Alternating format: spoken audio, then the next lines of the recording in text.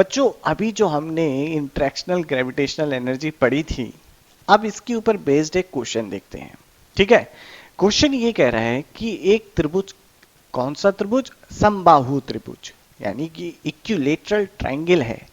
इस equilateral triangle के vertices यानी कि इनके शीर्षों पर एम एम द्रव्यमान रखे हुए हैं। तो इन द्रव्यमानों की वजह से निकाय में संचित कुल गुरुत्वीय स्थितिज ऊर्जा कितनी होगी, इसका मान हमें ज्ञात करना है। ठीक, कैसे ज्ञात करेंगे देखते हैं। तो अपने पास जो सूत्र है, सूत्र क्या है? सूत्र अपने लोग इस्तेमाल करने वाले हैं U माइनस का G M1 M2 by R। Square नहीं है, ये याद रखना है, स्क्वायर नहीं है, R।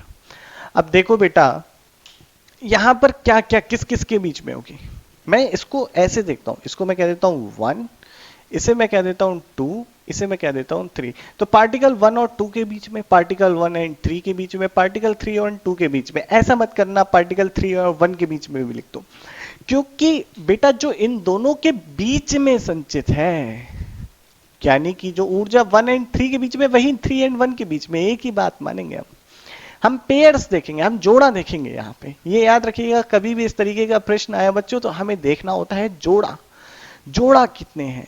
अच्छा, अब जोड़े की बात आ गई है तो जो विद्यार्थी अपने गणित के हैं तो उन्होंने क्रमचय संचय तो पढ़ा होगा। तो कितने टर्म्स ऐसे पॉसिबल हैं, कितने जोड़े पॉसिबल हैं? तो आप लोग ये पढ़ते हो ना NC2, तो NC2 की वैल्यू होती है n माइनस 1/2, यही होती है ना NC2। इतने जोड़े पॉसिबल हो सकते हैं। कितने हैं यहाँ पे? n की वैल्यू कितनी ले भाई? 3 है ना, तो 3 गुणा 2/2, कितने जोड़े पॉसिबल है? 3 जोड़े। कौन कौन से हो सकते हैं देखो, 1 2, ये एक ही जोड़ा माना जाएगा, 1 2 और 2 और 1 एक ही जोड़ा माना जाएगा बच्चे। अच्छा, 1 3, 1 3 और 3 1 एक ही जोड़ा है, और 3 2, देखो इतने जोड़े आ गए। तो इतने ही टर्म आने चाहिए। तो अपनी इनके बीच में जो ऊर्जा संचित है प्लस, इसके बीच में जो ऊर्जा संचित है प्लस, इन दोनों के बीच में जो ऊर्जा संचित है, इन ऊर्जाओं का कुल योग होगा निकाय की कुल गुरुत्वीय स्थितिज ऊर्जा। है ना आसान? तो लिख लेते हैं, पहले देखो U12 लिखते हैं, स्टेप वाइज चलेंगे, परेशान होने की जरूरत नहीं है। तो लिखेंगे माइनस का G, अच्छा द्रव्यमान तो सबके बराबर है, तो M1 M2 M स्क्वायर हो जाएगा, और बीच की दूरी है A। अब बात करो अगर U13 की, तो क्या ये मान भी समान ही होना है? U23 या 32 लिख लो, माइनस का GM स्क्वायर बाई A। अब कुल निकाय की ऊर्जा देखना है तो U13 U12 U23 इन सब का सम करना है। अगर सम करेंगे तो हमें देखने को मिल जाता है, ये हो जाता है माइनस का 3GM स्क्वायर बाई A। ठीक है जी, है ना आसान? अब सवाल दूसरा है कि यदि इन कणों के बीच की दूरी 2a कर दी जाए तो ऐसा काम करने में कितना बाह्य बल ने कार्य किया। ठीक है, इनके बीच की दूरी बढ़ा दी गई है, तो इनके बीच की दूरी अगर बढ़ा दी जाए, यानी कि हर एक कण जो है आपका, इसके बीच की दूरी 2a हो गई, यानी कि अब इस त्रिभुज की जो एक भुजा है उसका मान 2a हो गया। ये आपका m है, ये m है, ये भी m है, और इनके बीच की दूरी 2a हो गई है। तो ऐसी परिस्थिति में जो आपकी फाइनल काइनेटिक, माफ कीजिएगा, फाइनल पोटेंशियल एनर्जी, अंतिम स्थितिज ऊर्जा जो निकाय की आएगी, मैं यहाँ पे 2a कर दूं बाई 2a। तो आपकी जो स्थितिज ऊर्जा, अब देखो work done by external force, बाह्य बल द्वारा किया गया कार्य बराबर होता है change in kinetic energy, change in potential energy. अब चेंज इन काइनेटिक एनर्जी भाई पहले भी रेस्ट पे थे, अभी भी रेस्ट पे रख रखे हैं, तो वो तो 0 हो गया, है ना?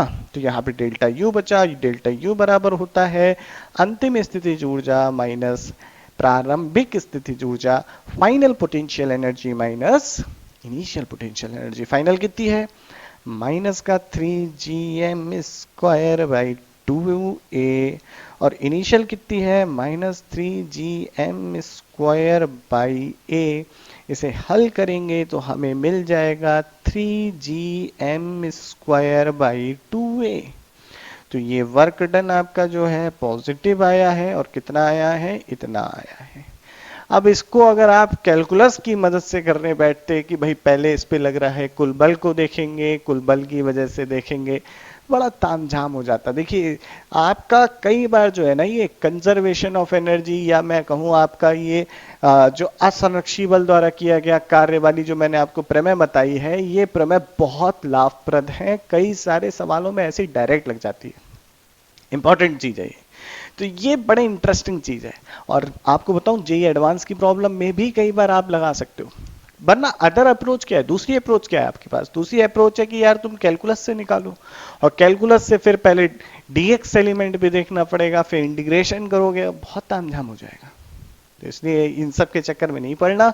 कंजर्वेशन ऑफ एनर्जी, या हम कहें कि आपका एनर्जी वाला जो वर्क एनर्जी थ्योरम वाला काम है, इससे एक सवाल को आसानी से किया जा सकता है। इस पे जितनी अच्छी पकड़ बना सकते हो ना इस टॉपिक पे, उतनी अच्छी बना लेना। तो एक क्वेश्चन देखा। अब मुझे बताओ कि अगर यहाँ पे ये त्रिभुज की जगह स्क्वायर होता तो कितने पेयर बनते। एन की जगह हम क्या लगाते, एन की जगह लगाते 4, तो ये हो जाता 4 गुणा 3/2, 6 पेयर बनते, ऐसे 6 बनते।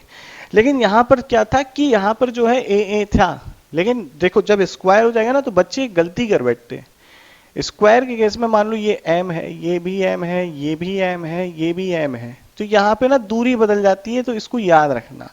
अगर स्क्वायर वाला केस आ जाए तो इसको याद रखना। सेम फॉर्मूला, सेम चीजें वैद्युत स्थितिकी में भी इस्तेमाल होनी है, तो अभी से तैयारी करते रहिए। सेशन का एंड है ना अपना, तो सेशन के एंड में अगर हम ये चीजें सीख रहे हैं तो क्लास 12 की स्टार्टिंग में सेम चीजें हमें पढ़नी ही है, तो इसलिए अच्छे से समझ के चलिएगा। अब बात करेंगे बच्चों सेल्फ एनर्जी की, यानी कि स्व ऊर्जा, किस तरीके से हम इसे कैलकुलेट करेंगे, और डिफरेंट प्रॉब्लम्स में डिफरेंट कॉन्फ़िगरेशन के लिए, यानी कि आपका जैसे खोखला घोला है, इसकी स्वतः ऊर्जा क्या होगी, स्व ऊर्जा क्या होगी, सेल्फ एनर्जी क्या होगी। आपका ठोस गोला है, इसकी सेल्फ एनर्जी क्या होगी। ये दो डेरिवेशन इंपॉर्टेंट है जेईई एडवांस के पर्पज से, ठीक है। फिर अगर आपका दो खोखले गोले हैं और ये एक दूसरे से, इनके केंद्र के बीच की दूरी दी गई है, तो ऐसी परिस्थिति में इनकी इस निकाय की कुल ऊर्जा कैसे देखेंगे, ये भी जानेंगे। तो पहले से नोट कर लीजिए, फिर उसे देखते हैं।